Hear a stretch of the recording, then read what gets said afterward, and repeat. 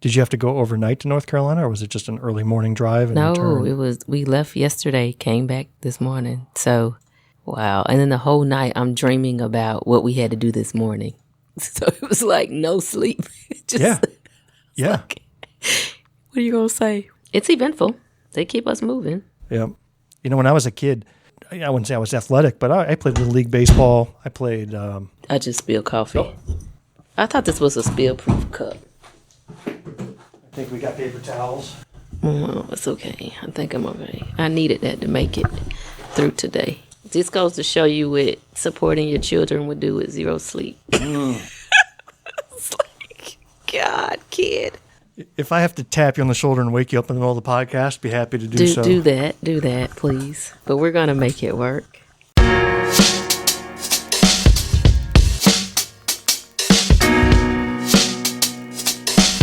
Welcome to episode 24 of Black, White, and Blue in the South, a podcast discussing Democratic politics with a Southern flair. I'm Bill Kimler. I'm Jamil Brooks. Oh, what? I'm sorry. Why did you look? I'm sorry. I'm so used to having guests. I was waiting for the third voice to drop. Didn't realize it was just you and I today. Don't do that. I'm not familiar. I have to remember how to do this.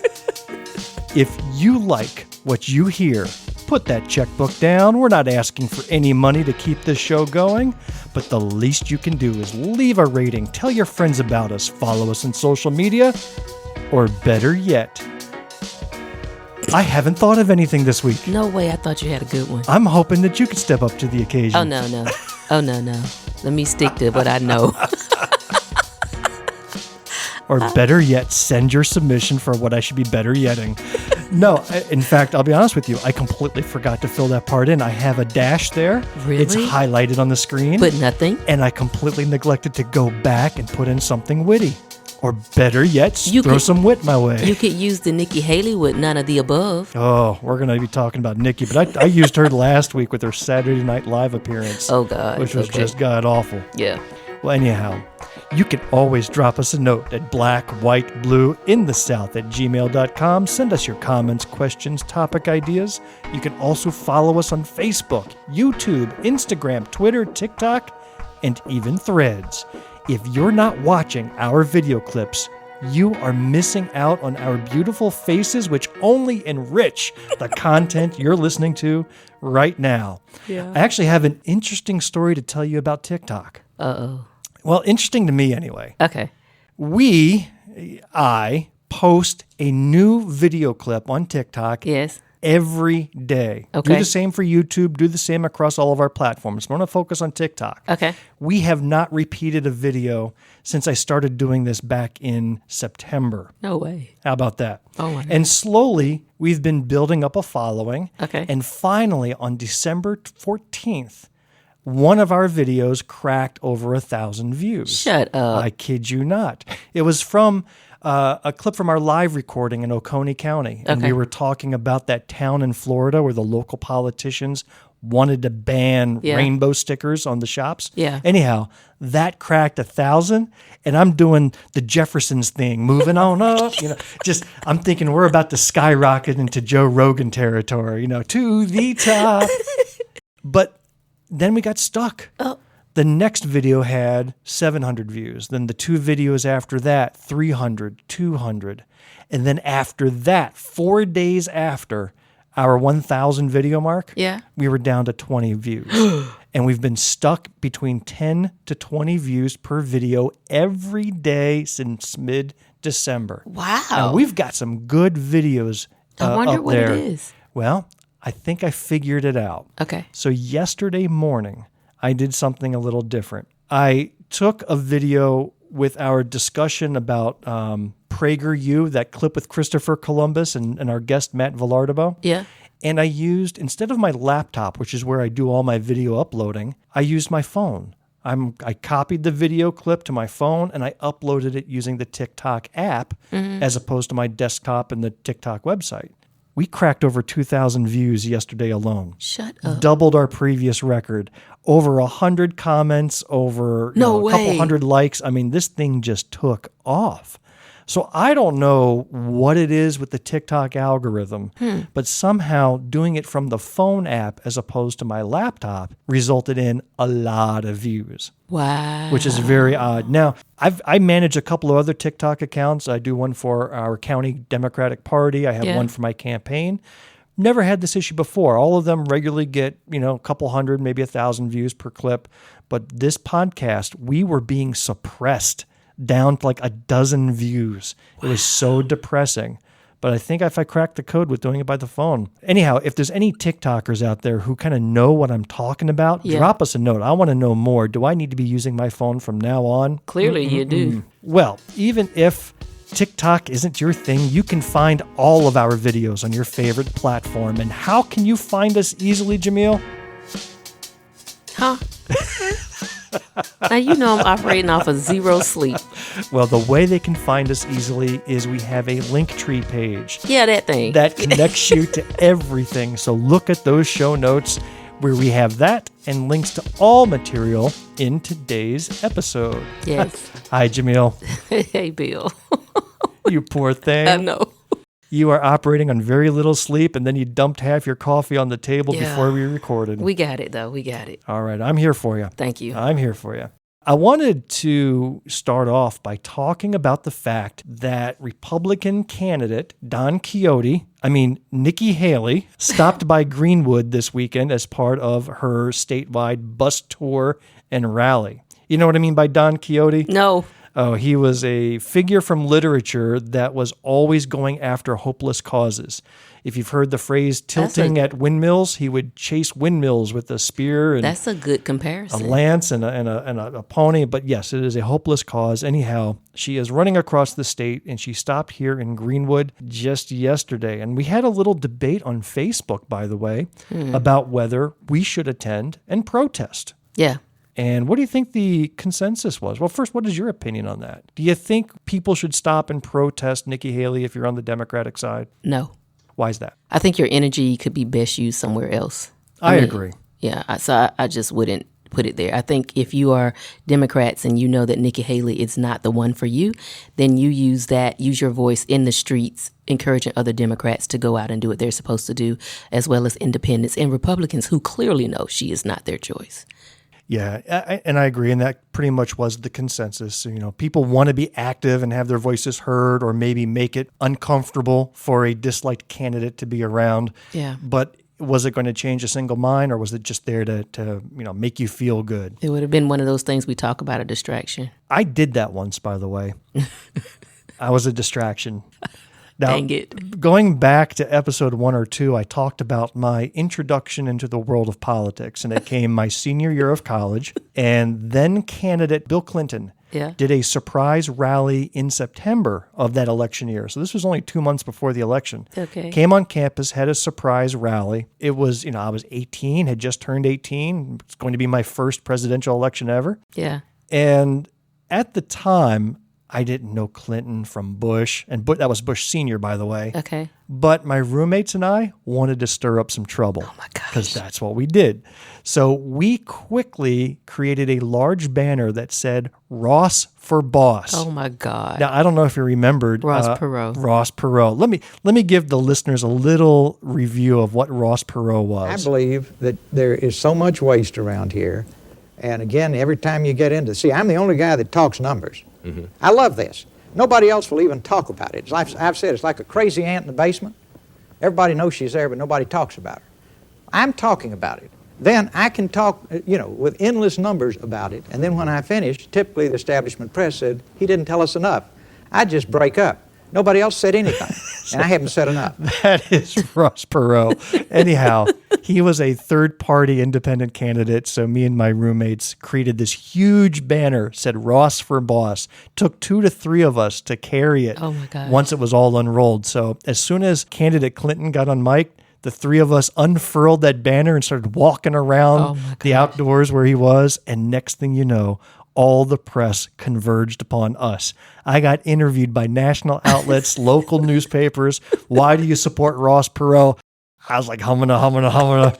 It's like, I didn't really support him, but I gave some BS answer. But again, just there to stir things up. But coming back to the Nikki Haley thing, what's the point besides she has enough people on the Trump side stirring things up at her rallies? Yeah. What were the Democrats going to do? So no, you're right. I stayed home and did some more productive things and did not participate. I will share this, which was somewhat disheartening. There's a lady that I'm friends with on Facebook, and she had a very lovely post about what a great day she had yesterday.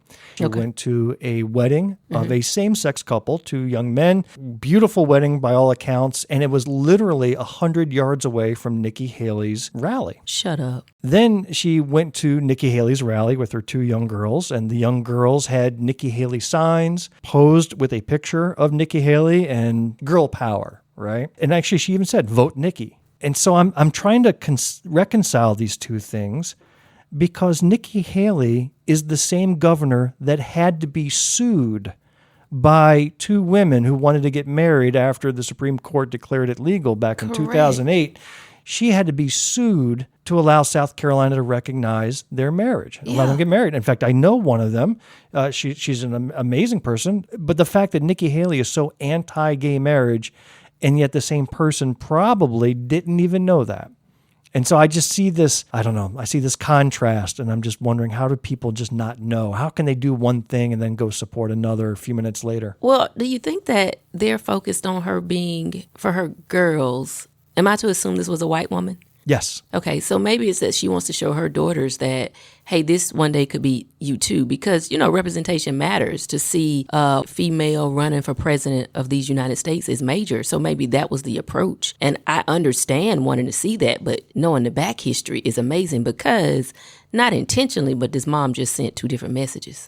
I'm guessing mom did not know. That's going to be the benefit of the doubt that I'm going to give mom. Yeah, I don't think she knew. Because you don't praise what a wonderful wedding this was and what a great couple they are, and then go support somebody. And they are a nice-looking couple. I saw the pictures, yeah. And then go support somebody who is diametrically opposed to their right to get married. Yeah. So I don't get it. Hey, before we forget, we had another review of our show come in recently. Okay, we did. Yes. You want to hear it? Yes, I do. This came from Cool World 03. Okay. I actually think I know who this person is, but let's hear what this review had to say. Okay. If you want a podcast that satisfies your entertainment and intellectual needs, Black, White, and Blue in the South is an absolute gem. Be prepared to be entertained, enlightened, and thoroughly captivated by this podcast as they give you the facts about candidates and issues. Wasn't that nice? They're so kind. Obviously, that was not Cool World's real voice. Of course not. We dipped our toes into the pool of AI voices again. But I say that out loud because there have been some dirty tricks with AI voices. Ooh. Did you hear what happened in New Hampshire last month? No, I automatically went to the text that came out. You go to that, though. Yeah, this was a voicemail, a phone call that went out throughout New Hampshire right before their primary. It was Joe Biden's voice, or so it sounded, telling them not to vote. Yes, okay. We know the value of voting Democratic when our votes count. It's important that you save your vote for the November election. We'll need your help in electing Democrats up and down the ticket. Voting this Tuesday only enables the Republicans in their quest to elect Donald Trump again. Your vote makes a difference in November, not this Tuesday. If you would like to be removed from future calls, please press 2. Basically, it was complete voter suppression, and illegal too, by the way. And they traced it down to this gentleman in Texas. They found out who did it, and they're pursuing him with the force of the law. But these AI voices, boy, it's getting better and better. I tell my students all the time, your sense of humor can be detrimental. So don't think that everything you do is funny. So if this guy did it as a joke, he's now about to have to pay a heavy cost. Oh, I thought you were talking to me there for a second. No, I'm like, yeah, I thought I was funny, but oh boy, maybe I'm getting a scolding. No. People do things for laughs that shouldn't be it. So I don't know what his intent was. Yeah, I don't know, but he's going to pay that price. Yeah, he's going to pay.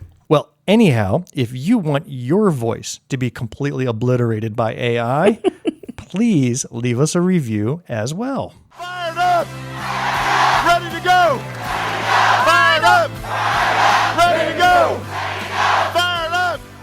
There is so much to talk about on the campaign trail as both Dr. Jamil Brooks and myself pursue candidacies for South Carolina State House. Yeah. We whooped. Ooh-wee. Might as well talk about what we were just doing an hour ago, right before this podcast. Do you want to kick us off with that? So we had an opportunity to go and speak at a local church, which is amazing. So shout out to the leadership of this organization, because so many times you have local pastors or leaders that will shy away from having individuals come in. But I believe this young man understood his role to educate. And so it was a great opportunity. We were able to go in and just encourage the voters. So shout out to Mount Moriah Baptist Church here in Greenwood. It was awesome for us to have that opportunity to come and just share the words of what we feel is the reason to vote. And it was good because even though we're running as candidates, our focus, and this is so important, I think this is what sets us apart from most people. So let me just tap both of us on our back. We could have did a whole campaign spiel, but we went to talk to a group of people and we put ourselves last. It wasn't about telling what Jamil's plans were or what Bill's plans were. It was solely about telling them, these are the things that are at stake. And if you didn't think your vote didn't matter, why is it that everyone is trying to kill it at every attempt that they get? So this was an opportunity for us just to speak to individuals and get them excited again about the power of their vote. And I thought it went well. Yeah, you brought up gerrymandering in Alabama. My gosh. I was talking about taking the right to vote and making it more than just a right, but making it a moral obligation to do so. I remember when you spoke in McCormick and you had your speech about the seeds and planting seeds and how the speakers talked about planting the seeds afterwards and how that must have made you feel. I got that same thing today because I talked about the 11th commandment. Yes. Thou shalt not sit on the couch on election day. Make it a commandment to go vote. And then the pastor referenced that back. And he I was folded like, it in. That was cool. I loved it. I got a little tingle That was there. cool. I was like, oh my God, great job.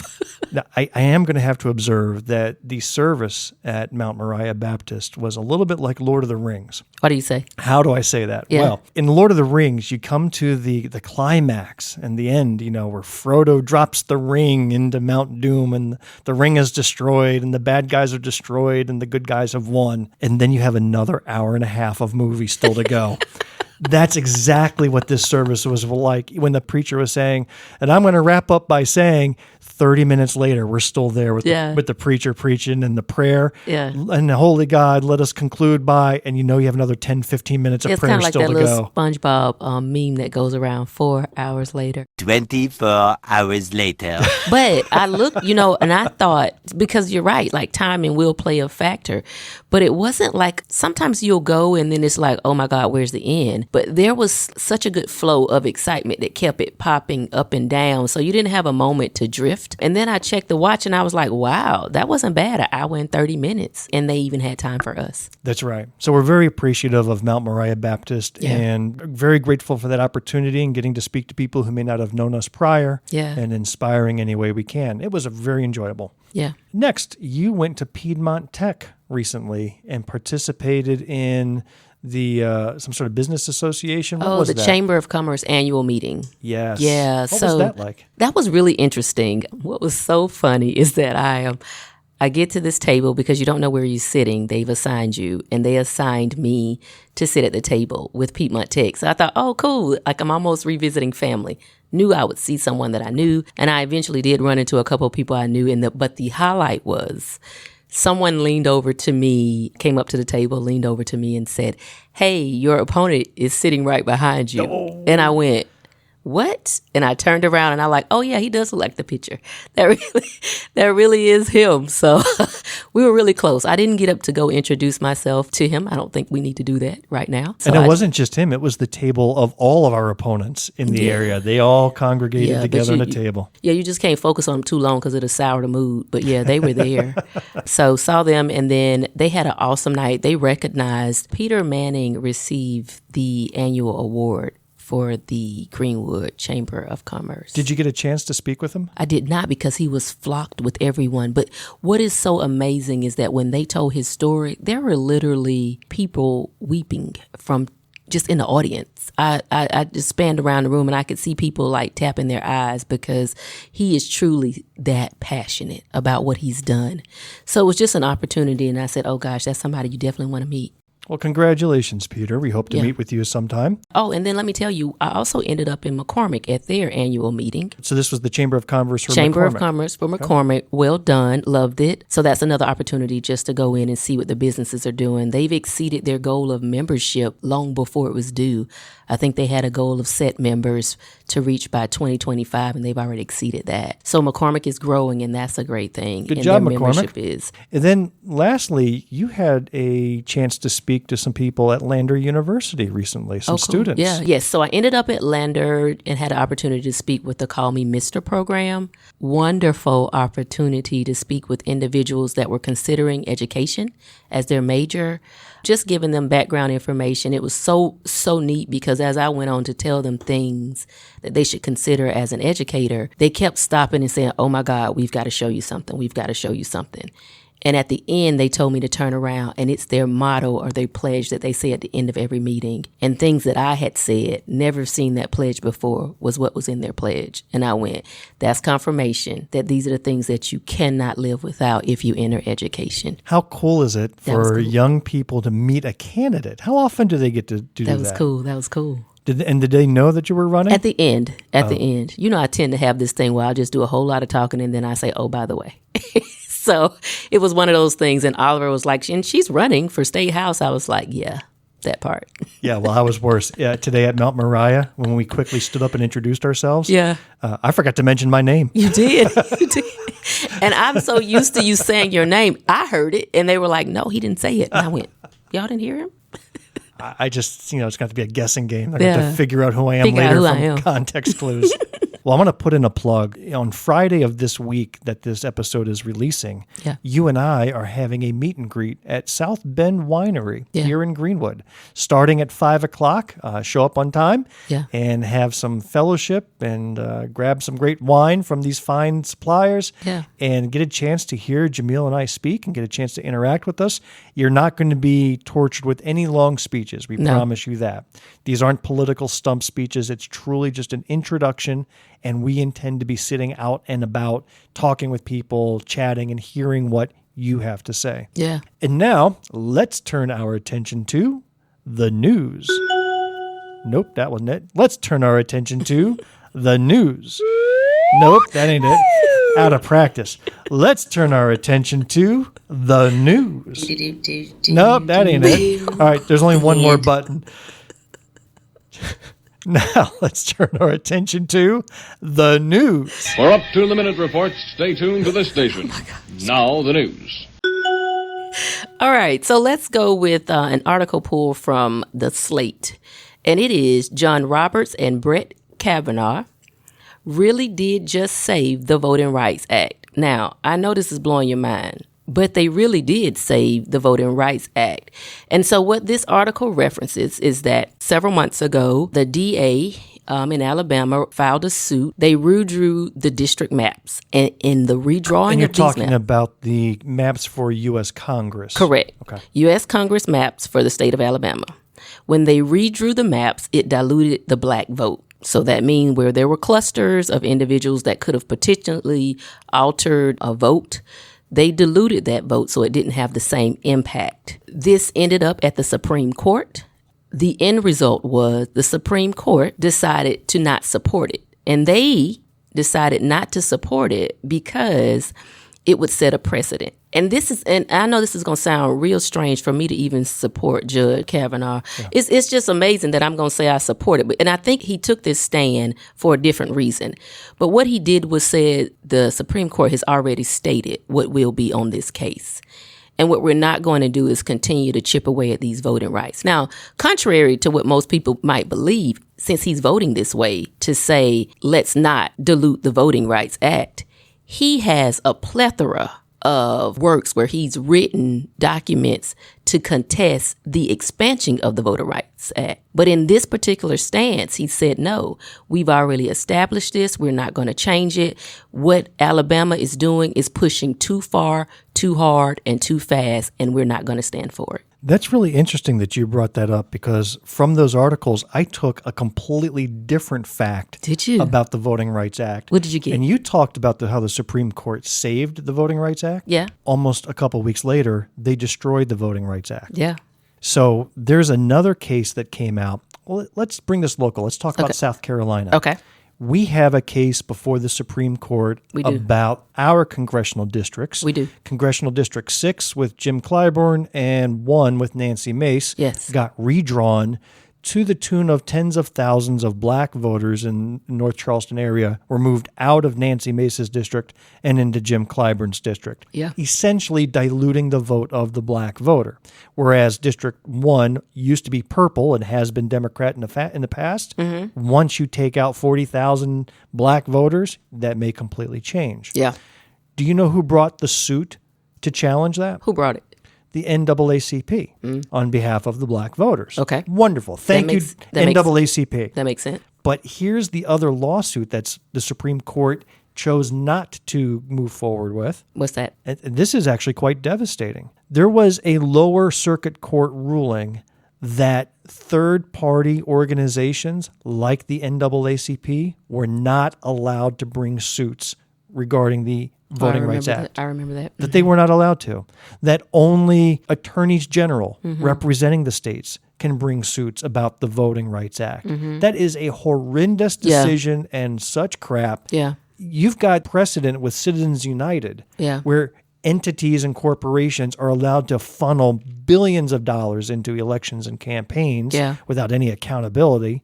But should an organization want to challenge a Voting Rights Act on behalf of the voters, now it is disallowed. So I don't even know how that's going to impact the South Carolina litigation that's in front of the Supreme Court that they've already heard arguments on, just haven't rendered a decision yet. Yeah. I have no idea where this goes. But if organizations like the NAACP can't fight on behalf of the citizens, we have to rely upon our Republican Attorney General to fight for voting rights, forget about it. That's another, and that's something that organizations should challenge because that's another way to oppress voting. That's voter suppression at its most well-defined.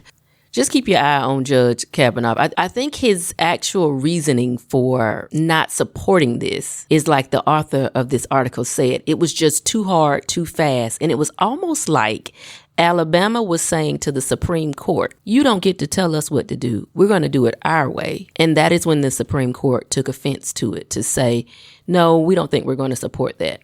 And that's what they did. In Alabama, 1/3 of the state's population is black. Yeah. But there's only 1 out of 7 of their congressional districts that has a black majority in it.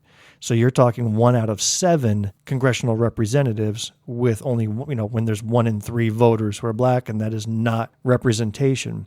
And I think with that Supreme Court ruling, Alabama has conceded and has redrawn their maps. Yeah, they did. And that could certainly be a flip on behalf of those constituents. What was interesting is that they even mentioned that the DA wanted to suggest that we use a computer system to redraw the maps that did not consider race. That's the Alabama DA. That's interesting because in South Carolina, when the NAACP lawyers were arguing in front of the Supreme Court, the Supreme Court says, okay, you're making a claim that the moving of 40,000 black voters or whatever it was racially motivated. Show us an alternate map where the Republican majority could get their way in gerrymandering out Democrats that's not racially effective. Wow. Affected racially.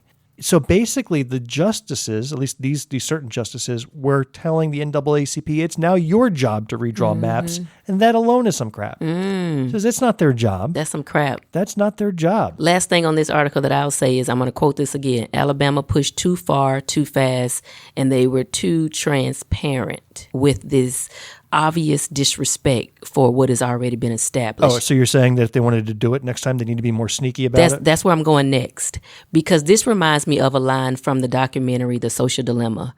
And one of the individuals on this... I don't know that documentary. Tell me about that. The Social Dilemma? Yeah, I haven't heard of it. Oh my gosh. So it is, the leaders are former leaders of all your social media platforms. It's a Netflix documentary. They resigned or quit from their positions. They had the director of monetization from Facebook. You had the individual who developed the like button. They have a documentary where they have all resigned from their positions, and they went on to tell how social media turned into a monster that it's like you got the genie out of the bottle and you can't put him back in. That is so interesting, and I just don't have time to watch more interesting stuff. You should. But this is just compelling sounding. Because one of them made a quote that this article reminded of. He said, it's the subtle change of the way you think and the way you act that is the most priceless thing. You don't even see it coming. That's deep. Another one from the slate. Congress has a real chance to fix one of the most commonly abused snares in the criminal justice system. Okay, before you go further, Got it? I'm going to tell you what my impression was after reading this. Sometimes you have a view of our country that's ideal. We are the greatest country in the world, full of rights and freedoms. Okay. Yes, we have to fight and defend, but then you come across some facts that make you scratch your head and think, where the hell am I living? It happened to me about 10 episodes ago. Remember when we talked about child marriage? Yeah. And how prevalent it was in our country? Yeah. And it was a wake-up call. It was a slap in the face of like, what the hell is going on here? Yeah. This article was a second slap in the face that I couldn't believe that what we're about to hear is a common practice in our country. Consider me having been ignorant, but now I'm woke. I'll go ahead and throw that phrase out there. When you hear about this, you should be enraged that this common practice is happening. So, what I find is that, to me, I was not alarmed. This is something that I've heard for years, and then to see it, and then I'm going to tell you exactly where South Carolina lands in this based off of 2020 numbers. Yeah, you're right. They should be upset and enraged. So this article is talking about civil forfeitures. So this is if there are raids that are conducted on an individual's properties. They'll get a warrant for the raid and they'll go in and do exactly what the warrant says, but you can't do anything above that. And in this particular case, there was maybe like a lockbox business where you could store items, and they had the SLED or feds had been watching this particular business in California. So they went in and they got their warrant, and in their warrant, it said that they would not touch individual property. They would only touch the property owned by the business, nothing else. But in their warrant, when they got into the building, they opened individual key boxes and confiscated all of the materials out of those boxes. One individual had $57,000 in there that he had gotten from being paid back from an injury. When he went to get his money, he was treated as if he was a criminal, couldn't get his money back, and all of those funds. Well, let's start with his name. His name is Joseph Ruiz. Uh-oh. So think about that for a second. Yeah. R-U-I-Z, Joseph Ruiz. Yeah. And then the Federal Bureau of Investigation came in and essentially stole his money. Took it. His money and everybody else's in there. Whatever they had, it became the property of the state.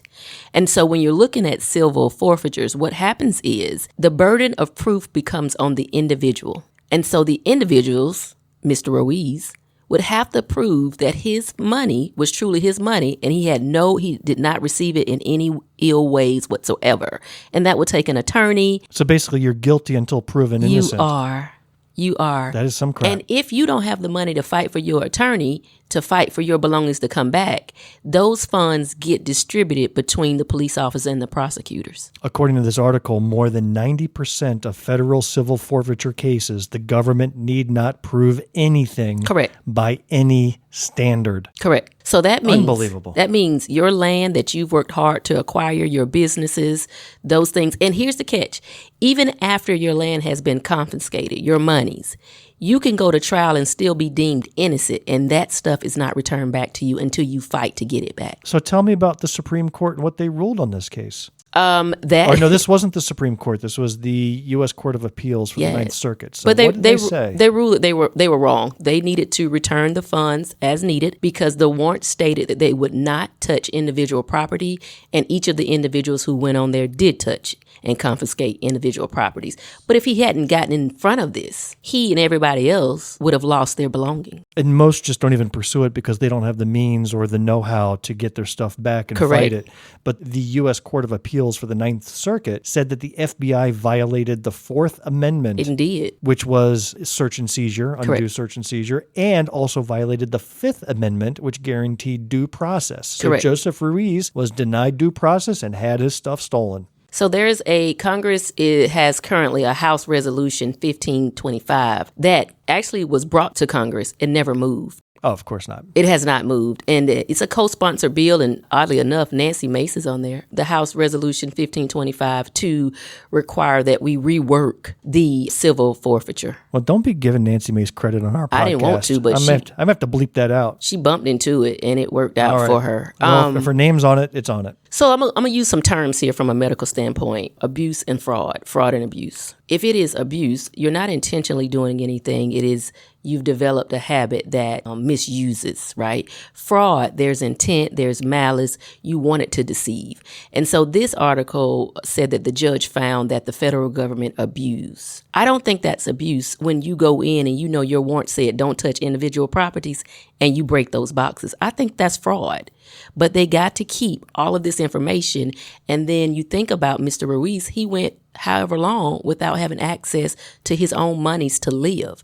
So you put an unnecessary burden on a layperson because of your abuse or your fraudulent behavior as it relates to the laws that are here to protect us. One thing as I've been pursuing this political world that I've learned is that you've got two sets of laws. I mean, the law isn't the law. You've got federal laws. Yeah. You've got state laws. So everything we've been talking about was at the federal level, but I want to bring a point that even here in South Carolina for years, the idea of civil forfeiture has been a hot topic. It has. And the current South Carolina law allows police and prosecutors to keep 95% of forfeiture proceeds with barely any reporting requirements, and the remaining 5% goes to the state general fund. Yeah. This is a source of profit. Yeah. And the Supreme Court of the state had a chance to review it, and they decided, nope, it's good as it is. Now see, it's good for that, but you can tell us what everything else we're supposed to do. You see what I'm saying? Like, we won't take on issues that affect the mass population, but we'll handle these little onesie-twosies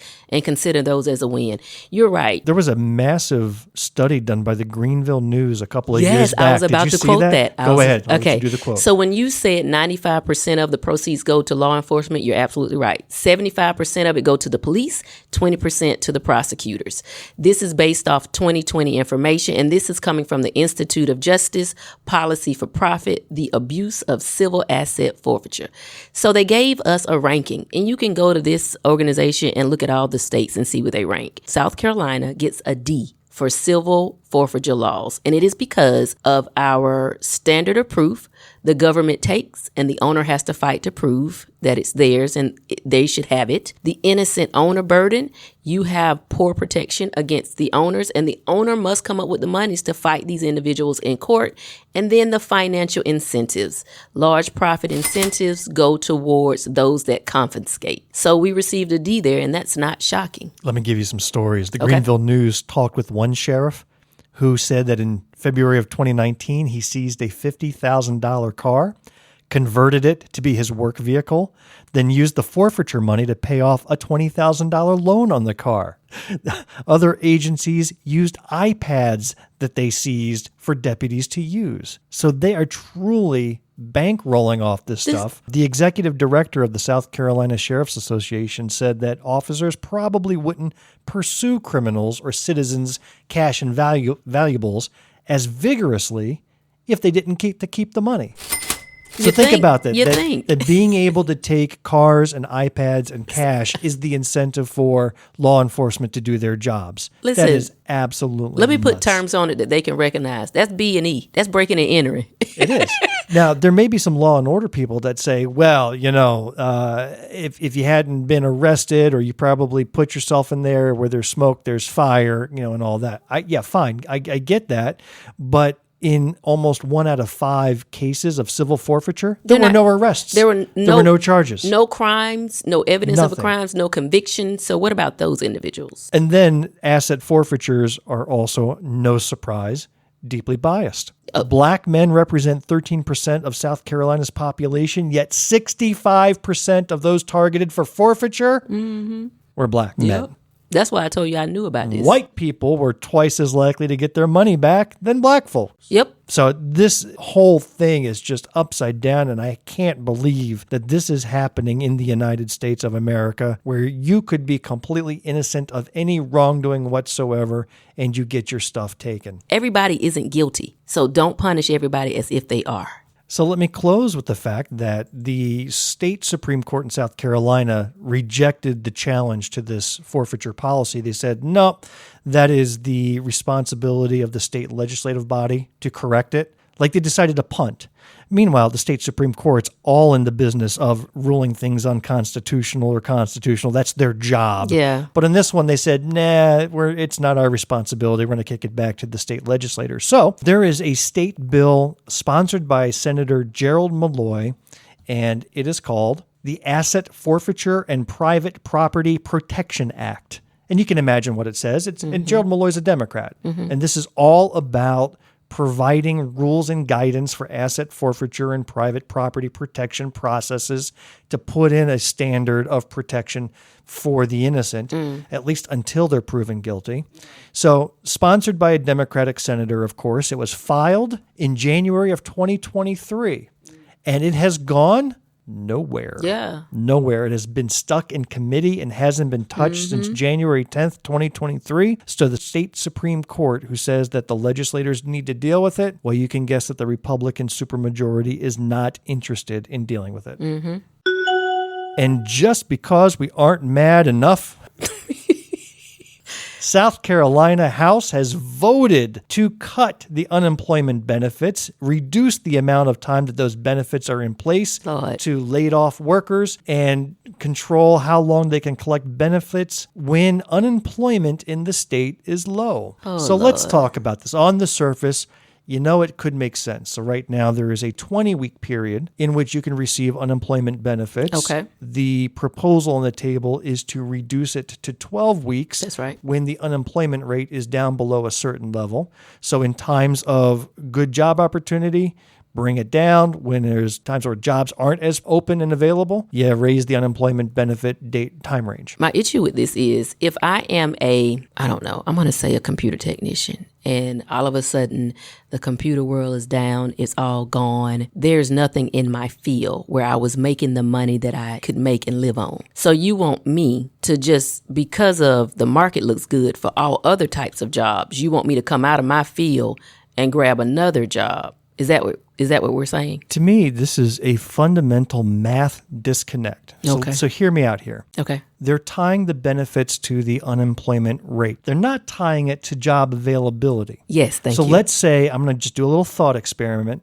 Let's say that the jobless rate is 0.1%. Got it. Right? I mean, that's such a tiny, ridiculous number. Never have happened. But let's say it's that. It could also be the case that there are 0 jobs available in the state. Every possible position is occupied out there. Yeah. You can have a very low jobless rate and yet not have jobs available. Correct. You're talking about a fit. I'm just going to go on pure numbers. You're going to tie these benefits to one set of numbers that has nothing to do with the actual job opportunities out in the market. And let me give you another personal inside matter, because I don't know if you've had to experience this. Okay. I located to South Carolina over 10 years ago. With that, I needed to find a job. Now, I'm a highly skilled individual in the IT trade. I know I had some marketable skills. You have no idea how many submissions, how many resumes. Now, I was a chief information officer for a multi-billion-dollar company. I knew I could do stuff, and I had a 20-year track record. I would provide resumes and applications all over that would just go into a black hole, never to be heard from again. Companies that have been hiring have gotten to the practice of ghosting applicants. So no matter what the job rates are, many times they're not actually filling the jobs. Correct. They're just putting it out there to fulfill some requirement, but they have no intention of hiring. I've heard that firsthand. They've redistributed those duties. And for the more skilled laborers, it can take more than 12 or 20 weeks to find that position. Meanwhile, I had spent the past 20 years paying into unemployment benefits, only to be told now that you're going to limit how long because the unemployment rate is so wonderful. Listen, there is a huge disconnect. I understand what they're doing, but again, it's going back to the point of blaming poor people for being poor. Yes. So I want to play a clip here, actually. This, I think you'll find of somewhat of interest. Okay. There was a House debate between Representative Jay West speaking initially, followed by Representative Chris Hart. For unemployment insurance, people were maxing out at $326 a week. But the federal government decided, let's add $600 a week to that. So the people who were getting $326 from state benefits were then getting $926, almost $4,000 a month, and really got into a mindset that maybe we just don't need to go back to work. We'll hang on as long as we can. Mr. West, I see you laughing because I don't think you really believe what you're saying right now. I don't think you believe the words that are coming out of your mouth. You mean to tell me somebody making $900 a week is a lot of money? Have you bought any groceries lately? Have you? Yes, sir. I bought some Coke Zero on my way down here yesterday. No, some groceries. Have you bought any Pampers lately? Have you bought any Mr. Hart, that wasn't a derogatory. You know I hadn't bought any Pampers lately. But all seriousness, no, you don't actually believe $900 a week is a lot of money to live. Let me ask you this. In South Carolina, you tell me what rent can you pay for $900 a week and have a decent place to stay for you and your family? For $900, now rent. We ain't said nothing about taxes. We ain't said nothing about. Mr. Hart. I'll take my third 10. Hey, you used half of it up in lawyer advertising. All right, I'm glad they found themselves tickled pink laughing about that. And it was interesting. We're talking about unemployment benefits in South Carolina, and somehow they're bringing up the COVID relief. That ain't got nothing to do with nothing. That was just to get the nation to survive and families to survive the pandemic. But even then, his math is adding up, and I totally get where they're coming from. But right now, it seems like there's a big push to punish those who are trying to search and aren't. And let me tell you, there are procedures in place to ensure that you are out there hunting for jobs and that you are making an attempt. And I don't want freeloaders living off of government paychecks and wasting their time. But that is not who this bill is targeted against. This to me seems as another way to put someone in that trap that we talked about when Velardo was here. You know, this is a trap that I keep explaining. South Carolina will get you there, and they will cut you off, and you are stuck in this hamster wheel of trying to figure it out. The other point that I'm going to make that Representative Hart did, he said to West, "When's the last time you have?" A lot of times when they sit down in these closed sessions, they're having discussions about crap that they can't relate to. If you have not tried to buy groceries as a family and a family of 5, don't tell me that $900 is a lot of money. And I'm talking about every 2 weeks. You're feeding kids here. You know, we sent that money back. Don't let me miss that opportunity to say we sent that money back where we could have gotten some help for some of the kids to eat during the summertime. And now you're saying cut unemployment benefits. So who's going to feed? Who's going to care? This becomes a burden that you will shift back on the state if you do not position people on a track to where they can be self-sustainable. Representative Justin Bamberg, and you know where he represents? Bamberg. Isn't that incredible? Cool. I want to be Representative Kimler of Kimler County one day. But he was quoted as saying, "I want to correct this misnomer that folks who are on unemployment are just lazy bums that don't want to work. There are a lot of people who want to work, but they actually don't have the opportunity." And he talked about Bamberg County, one of the poorest counties out there. He says that a tornado swept through the area back in January, destroyed one of the town's largest employers, a barrel manufacturer called Oak to Barrel, left 40 workers unemployed. And he says if you live in a county where you have 2 or 3 times as many unemployed people as there are job openings, this system does not work for your county or your people. So I'm going to pull out on this article. It says that the state's unemployment rate was moved along by a vote of 113 to 1.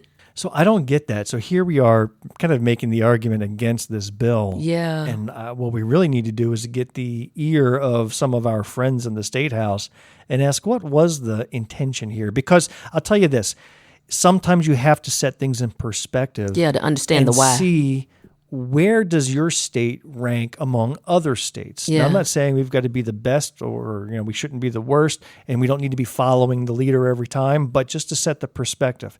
It turns out that South Carolina ranks, guess what?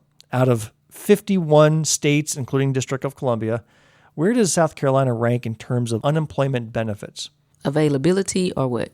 Yes, availability and amount. Oh man, we're gonna be low. Let me go with 48. You are very close. We are 45th in the nation, ranked in terms of what the payout is and the duration. Yeah. So just to put things in perspective, you take the top state, Kansas. So they're ranked number 1, and they're ranked 1 because the cost of living index is very low, so it's cheaper to live in Kansas. They get 26 weeks of unemployment benefits with an average of $375 per week provided by the state. South Carolina is ranked 45th with a slightly higher cost of living index with only 20 weeks benefits and the state producing 238 a week.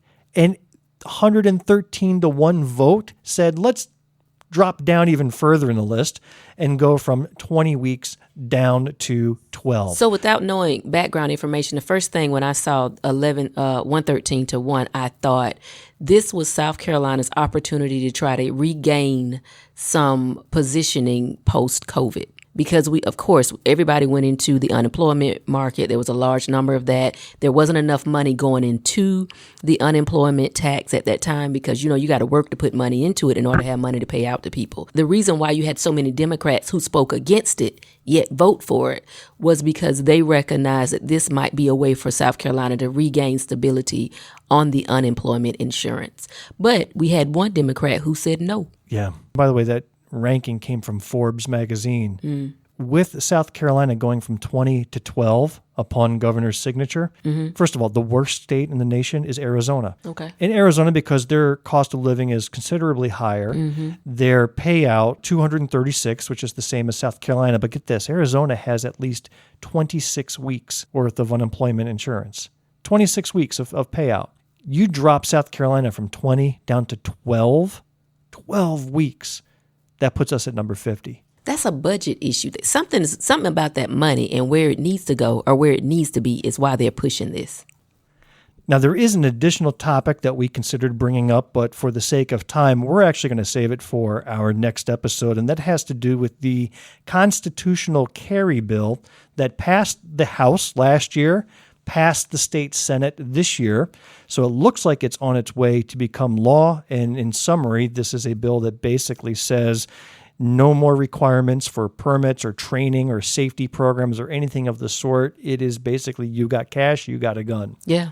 But I'm going to kick it to our next episode because the story isn't quite done. No. Because the state Senate passed one version of it. The House doesn't think it's strong enough. Correct. And rejected the Senate's proposal. And the governor got in the mix of all that and yelled at them both.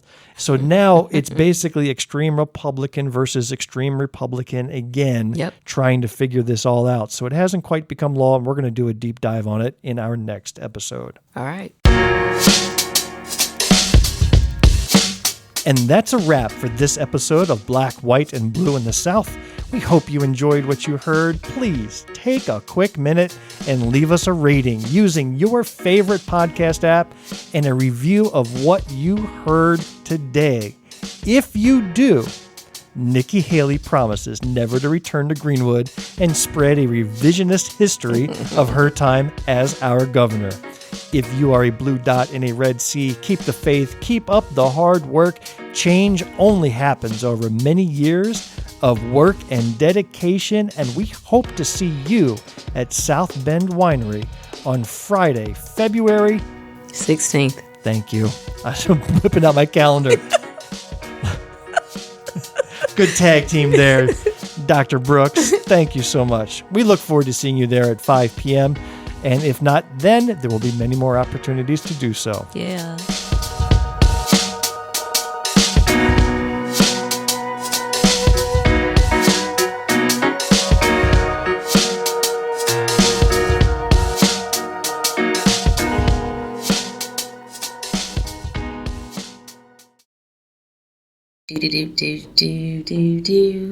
The end. The preceding podcast is a product of Big Media and copyright 2024, all rights reserved.